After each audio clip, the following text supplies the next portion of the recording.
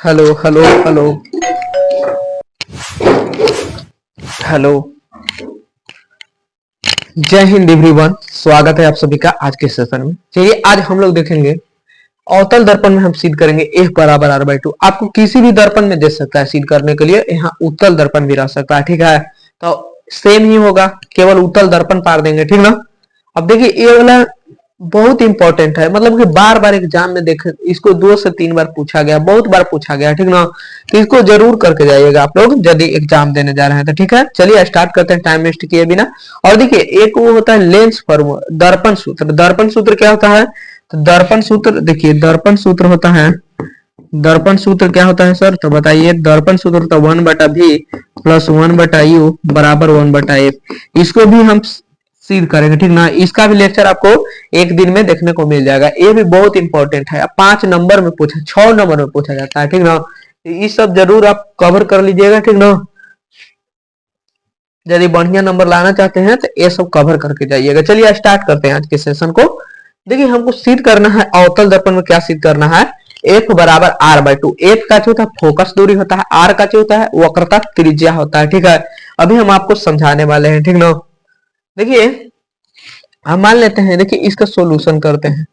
हाँ जी, ये ध्यान से देखिएगा एकदम से, ठीक ना। देखिए मान लेते हैं एक अवतल दर्पण मान लिए हम, ठीक। मान लिए कि एक अवतल दर्पण है, ठीक है। अवतल दर्पण है तो दर्पण है तो इधर वाला भाग रंगा हुआ रहेगा ना सर, बताइए। हाँ सर, रंगा हुआ तो रहेगा। हाँ चलिए, मान लिए कि इसका नाम धर देते हैं हम कुछ एल। मान लिए कि एल एक अवतल दर्पण, ठीक। आप कुछ भी मान मतलब इसका नाम धर सकते हैं, ठीक है। माना कि एल एक अवतल दर्पण है, ठीक है। तो इसका मुख्य अक्ष होगा, मुख्य अक्ष होगा, और इसका यहाँ पे मतलब ध्रुव भी होगा ना, सब ध्रुव से होता है। और यहाँ मान लेते हैं कि यहाँ पे F है, यहाँ पे C है, और इधर का चीज है X है, X है, ठीक है। ऐसा मान लिया अवतल दर्पण में। ध्यान से देखते चलिएगा आप, ठीक ना। माना कि क्या हम माने हैं कि माना कि एल एक अवतल दर्पण है, लिख देते हैं। देखो इसका लिखा हुआ कहीं से आता नहीं है, इसको देखकर आपको लिखना है, ठीक है। मान लेते हैं माना कि माना कि माना कि एल एक अवतल, माना कि एल एक अवतल दर्पण है, दर्पण है। मान लीजिए कि एल एक अवतल दर्पण। अब देखिए अब इसके बाद क्या करेंगे कि यहाँ से मान लीजिए कि एगो किरण आया, एमएन आया किरण, ठीक ना। और दर्पण से टकराएगा, कहां से फर्स्ट किरण गुजरता है? तो फोकस से, ठीक ना। कहां से गुजरता है फर्स्ट किरण? फोकस से गुजर गया। दर्पण से टकरा के कहां से? फोकस से गुजर गया।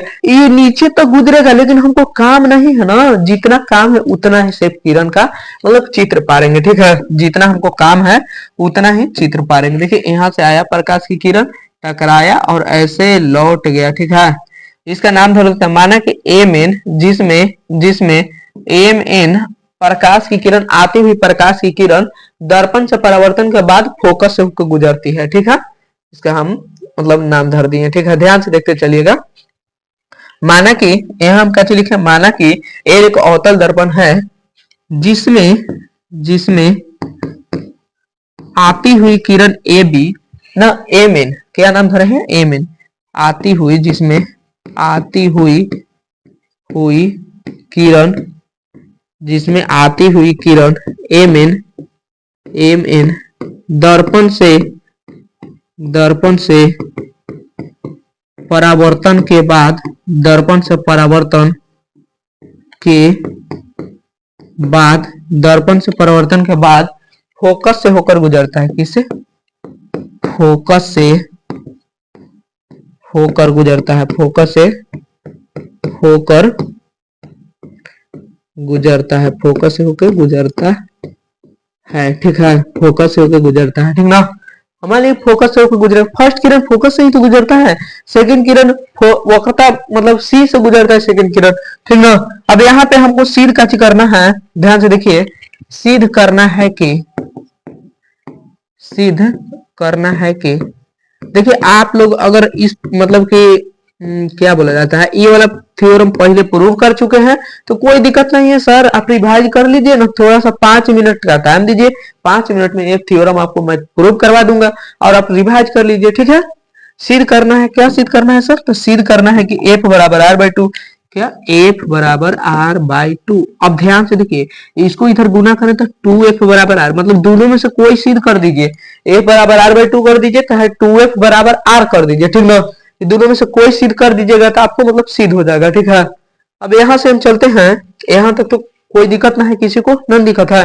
अब देखिए यहाँ से रचना करते हैं, एक रचना हम कर देते हैं, एक रचना करते हैं। रचना, रचना अपन मन से करा जाता है, काहे लगे हम रचना करते हैं सर, ताकि देखो रचना कर जाता है काहे लगी, सीध आसानी से हो जाए सीध, ठीक ना, इसलिए रचना। तो रचना में हम क्या कर रहे हैं कि इसको अभिलंब को ऐसे मिला दिए, अभिलंब को ऐसे मिला दिए, ठीक है। क्या कि हम अभिलंब को मिला दिए, अभिलंब को मिला दिए हैं, ठीक ना। अब देखिए ध्यान से देखिएगा, अभिलंब को मिला दिए तो हम बोले कि बाबू प्रकाश के परावर्तन पढ़े हो नहीं पढ़े हो, तो देखो ध्यान से, बहुत इंपॉर्टेंट है, उसको मैं कराऊंगा। यहाँ मान ली कि ई वाला काची हो गया, यहाँ से आया किरण आएगा और इसे टकराएगा और इसी माध्यम से लौट जाएगा, लौटेगा ना, राइट। और यहाँ पे क्या होता है, अभिलंब होता है, अभिलंब। तो बताइए कि ए वाला कौन सा कोण बनता है, तो ए कहीं आई, कोण आई, यही कोण आर, मतलब कि कोण आई आपतन कोण बनता है, यही परावर्तन कोण, दोनों का होता है बराबर होता है ना, मतलब आने वाला किरण और अभिलंब के बीच कौन सा होता है कोण, तो मतलब आपतन कोण होता है। तो रचना हम क्या कर रहे हैं कि इसको अभिलंब है ना, अभिलंब की तरह कार्य करेगा। यदि इसका छोटा सा पार्ट निकालिएगा ना दर्पण का, एकदम यहाँ से छोटा सा पार्ट, तो यहाँ से छोटा सा पार्ट निकलेगा तो ऐसा दिखेगा, ऐसा। तो यहाँ से ऐसे आया प्रकाश किरण, ऐसे लौट गया, ऐसे करेंगे तो देखो तो सेम बना है ना, सेम बना है, सेम बना है, तो मतलब कि यहाँ भी लगेगा, लॉ लगेगा, वो नियम लगेगा ना, यहाँ भी वो वाला नियम लगेगा, ठीक है। चलिए इसको हटा देते हैं पूरा को, ठीक है, हट जा भाई। ये आपको मैं पूरा मतलब करा दूंगा, ठीक ना, टेंशन नहीं लीजिए, पूरा करा देंगे हम। यदि ये सब नहीं पढ़े तो मैं एक सेशन लेके आऊंगा इंपॉर्टेंट क्वेश्चन का, ठीक है, इंपॉर्टेंट क्वेश्चन का सेशन, उसमें पूरा फिजिक्स करा दूंगा, ठीक है। चलिए यहाँ देखिए रचना का चुके कि रचना हम कर दिए, रचना अभिलंब सीएन को मिलाया, क्या किया, अभिलंब, अभिलंब सीएन को मिलाया, सीएन को मिलाया, अभिलंब सीएन को काजी कर दिए, मिला दिए, ठीक है, अभिलंब सीएन को मिला दिया। अब बताइए यहाँ ध्यान से देखिएगा कि यदि मिला देंगे तो ये वाला कोण कौन बनेगा, ये वाला कोण बनेगा आई, बनेगा ना, आपतित मतलब आवे वाला किरण अभिलंब के बीच आई, ये वाला किरण कौन सा बनेगा, ए वाला, तो कहीं ये वाला बनेगा कोण आर, ये कोण आर बनेगा, ठीक है। अब ध्यान से देखिएगा, थोड़ा ध्यान से, ठीक ना। अब कहीं कि ई यदि त्रिभुज सी एन, पहले इतना हम कर लेते हैं, ठीक। यहाँ क्या क्या परमान, परमान, परमान में अब हम चलते हैं, ठीक है। परमान देखिए, परमान में यदि हम चले तो परमान में कैसे हो जाएगा, कोण एम एन, कोण एम एन एफ को कैसे बोलेंगे, कोण एम एन एफ को कोण आई बोलेंगे, बोलेंगे ना। देखो तो कोण एम एन एफ, सॉरी कोण एन एफ सी है, यहाँ क्या है, सी है, ये क्या है, सी है ना, हम एफ कर दें, कोण एम एन, कोण एम एन सी बराबर का हो जाएगा, कोण आई हो जाएगा।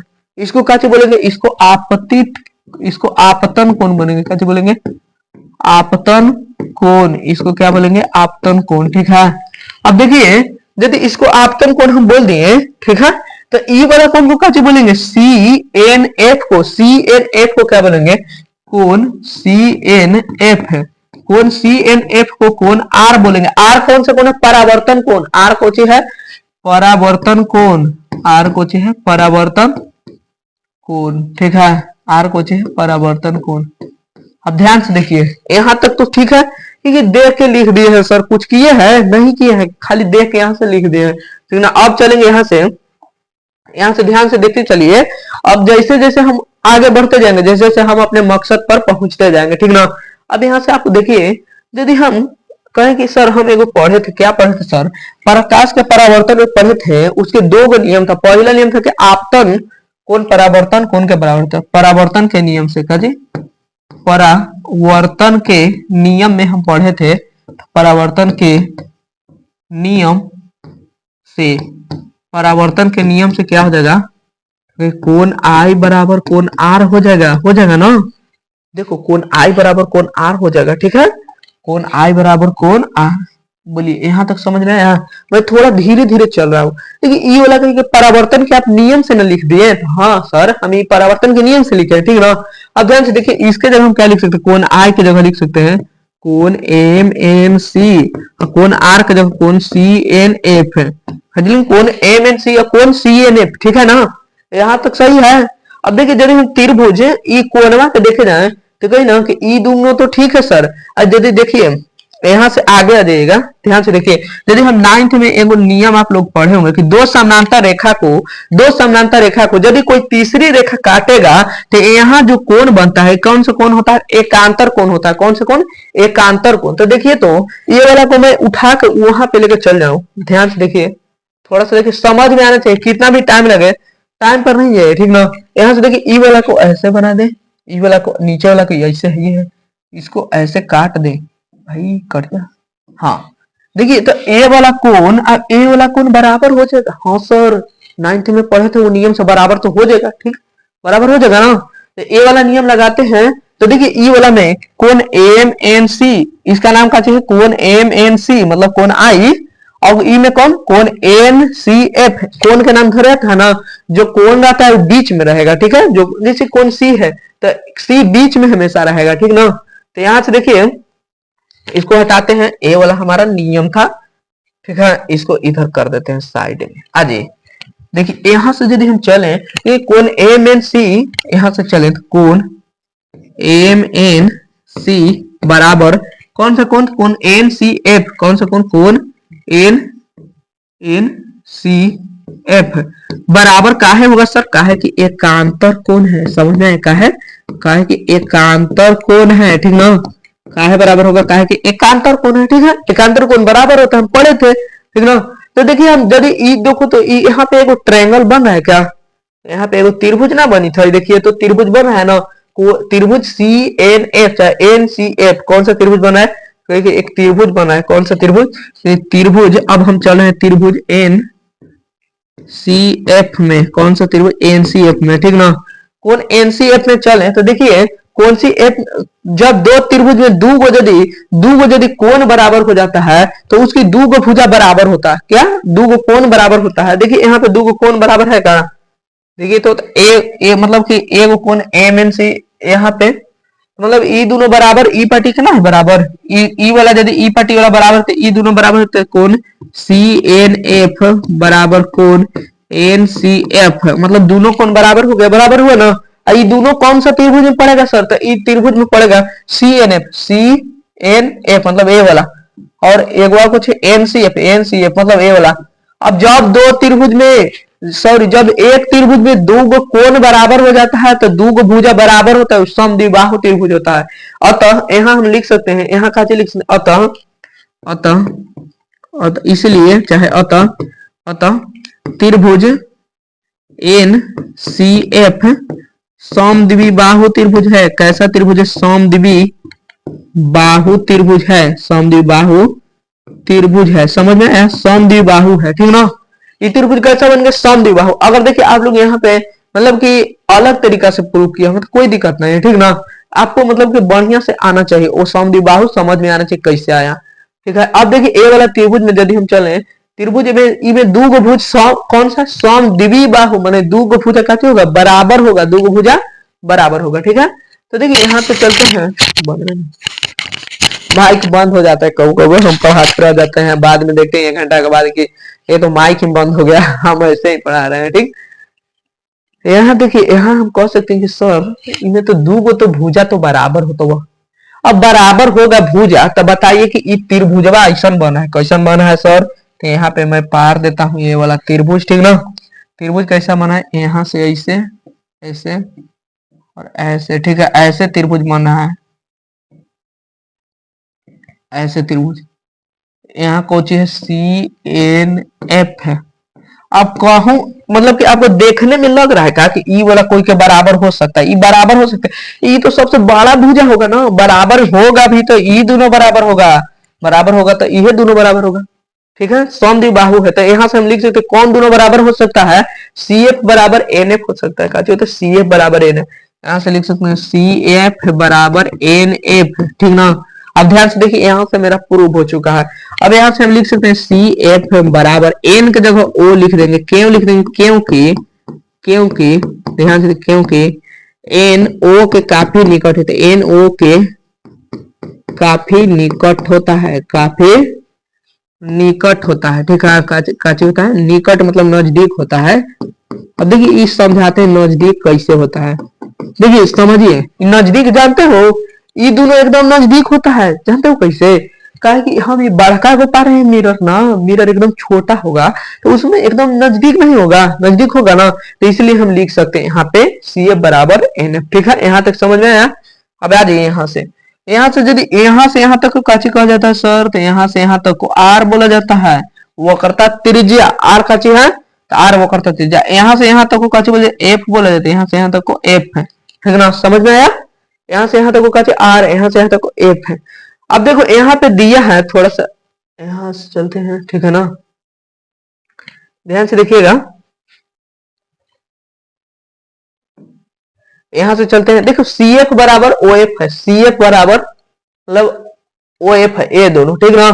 तो देखिए इसको हम कैसे लिख सकते हैं, तो ओ एफ की जगह सी एफ की जगह हम काचे लिख सकते हैं, सी एफ हमको निकालना है। ध्यान से देखिए, यहाँ पे सी एफ निकालना है, तो इसको मैं यहां से यहां तक चला जाऊं और इसमें से ए वाला पार्ट हटा दूं, तो इतने बचेगा ना, इतने बचेगा ना, इसी को तो बोला जाता है सी एफ, इसी को तो सी एफ बोलेंगे, ठीक ना। तो काचे करेंगे सी एफ ना, ओसी में से, ओसी में से मतलब यहाँ तो बड़का में से ओ एफ घटा देंगे, काचे करेंगे ओसी में से ओ एफ घटा देंगे, ओसी में से ओ एफ घटा देंगे, ओसी में से ओ एफ घटा देंगे, तो इधर ओ एफ आ जाएगा ना, ठीक है यहाँ तक। अब देखिए माइनस में आ गया, तो ओसी बराबर का चीज हो जाएगा O F plus O F, मतलब ओसी बराबर आ जाएगा 2 ओ एफ है। अब ओसी की ओसी का चीज था, तो ओसी मतलब ओसी इतना था, इतना कोची कह लेता है इसको आर, इतना को आर, आई का जगह 2, ओ एफ के जगह हम कहते हैं, ओ एफ के जगह एफ, ओ एफ के जगह एफ, मतलब आर बराबर 2 एफ, कहते आर बराबर 2 एफ। यही तो सिद्ध करना था, यही सिद्ध करना था ना, आर बराबर 2 एफ, बोलिए सही है? तो यही तो सिद्ध करना था, यहाँ पे देखिए, ठीक है, ये रहा, यही सिद्ध करना था ना। बोलिए किसी को डाउट उठा है तो पूछ सकते हैं, ठीक है। किसी को आई होप डाउट नहीं रहना चाहिए, स्क्रीनशॉट एक बार ले लीजिए, ठीक ना, ताकि मतलब आपके एग्जाम में आपको रिवाइज हो जाए, ठीक ना, ताकि पीडीएफ पीडीएफ के कोई भरोसा नहीं रहता, सेव भी नहीं हो पाता है, ठीक ना। आप लोग टेलीग्राम पर जरूर मतलब ज्वाइन हो जाएगा ना, तो मैं नंबर देता हूँ, वहां पे ज्वाइन हो जाएगा, व्हाट्सएप ग्रुप पर, व्हाट्सएप ग्रुप पर आप ज्वाइन हो जाएगा, यहाँ पे लिख लीजिए, ठीक ना, जहाँ पे मैं पीडीएफ डालता रहता हूँ सबका, इंपॉर्टेंट का, जैसे क्वेश्चन इंपॉर्टेंट जितना आएगा ना, सारा का मैं यहाँ पे पीडीएफ डाल दूंगा, ठीक है। लिख लीजिए 62 0 63 95 808, यहाँ पे ज्वाइन हो जाइएगा पीडीएफ के लिए, बहुत इंपॉर्टेंट लेक्चर भी आपको मिलेगा, ठीक है। तो मिलते हैं नेक्स्ट सेशन में, जब तक के लिए जय हिंद जय भारत। और देखिए अच्छे से एग्जाम की तैयारी कीजिए और अच्छे से लगे रहिए, ठीक ना, आपको मतलब कभी ना कभी आपका मंजिल जरूर प्राप्त होगा। और देखियो पड़ोसियों को उसकी औकात दिखानी है, ठीक ना, ये नहीं वो कहता है कि तेरा सेलेक्ट मतलब कि अच्छा नंबर नहीं आया तो बहुत खुश होगा, अरे खुश होगा मतलब कि वो आप उसको खुश होने का मौके नहीं दीजिए, ठीक ना, खुश होकर दिखाएगा, मतलब आप अच्छा से नहीं पढ़िएगा तो मतलब कि वो तो चाहता है कि आप मतलब फेल हो जाओ, तो उसके लिए नहीं, अपने मतलब कि मम्मी पापा के सपनों के लिए पढ़ना है, ठीक है। तो मिलते हैं नेक्स्ट सेशन में, जब तक के लिए जय हिंद, बिंदास एकदम पढ़ते रहिए, ठीक है।